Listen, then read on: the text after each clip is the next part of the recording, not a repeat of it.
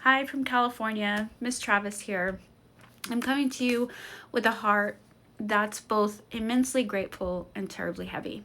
In the past week, this community has exploded to 1,500 new subscribers that have joined us. To each and every one of you, thank you from the bottom of my heart. For the first time in a long time, I feel like the truth that I speak is being seen and heard, and that's important to me. It's both empowering and a little terrifying, but duty calls. My duty is to protect our democracy by delivering the truth with transparency, honesty, and integrity, nothing less. If this work matters to you, you can support it, hit like, leave a comment, become a free subscriber, or consider upgrading to a paid subscription for just $3 a month to help support my family. If you prefer, you can make a one-time donation to my Venmo at MissTravis7. Every bit helps to keep this platform running.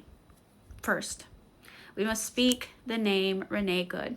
My heart is heavy with her tragic loss. She was a true patriot who caused absolutely no harm. I'm going to say it plainly. She was murdered by ICE. As I've watched Minneapolis descend into chaos, one thing is chillingly clear. ICE is out for blood. Their violence has escalated from abductions to lethal force. Local news reports abandoned cars, engines still running, with pets left behind. And it is a sponsored kidnapping. Trump's 2026 plan to amp up ICE has already begun, and it is more violent and more unconstitutional and more unjust than anything we've seen in 2025. My only hope is that every one of these agents will be prosecuted when this regime finally shatters. But we must zoom out for a second. The 5-year mark of the January 6th insurrection just passed. We watched the video of the dreadful day, and then we watched Donald Trump pardon every single one of them. Why? The question has haunted me for a long time, but my observation now leads me to a terrifying observation. The blanket pardons were not an act of mercy. They were a recruitment drive. Trump called it a day of love. We all know that's bullshit. He pardoned armed criminals who attacked the people's house, and in doing so, he created a debt, a loyalty. I believe he roped in his most violent loyalists and put them to work. The tactics of January 6th, the brutality, the weaponized chaos, are now the tactics of ICE. They hide their faces now, claiming it's for their protection. I believe it's because we saw their faces. We would recognize them. We would see the Proud Boys, the white nationalists, the insurrectionists who took an oath to Trump and are now enforcing his regime with a badge.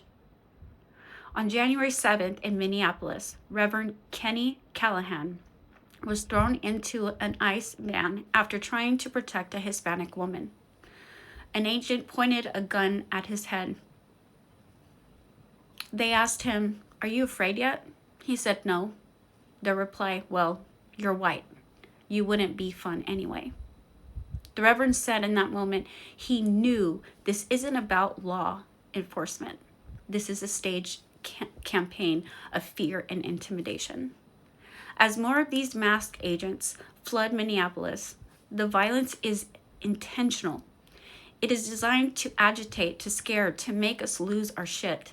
And as we get closer to the midterms, where Trump knows a Democratic House and Senate could mean his impeachment, this strategy makes diabolical sense.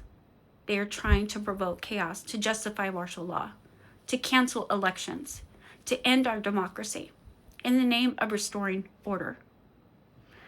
We cannot give them what they want.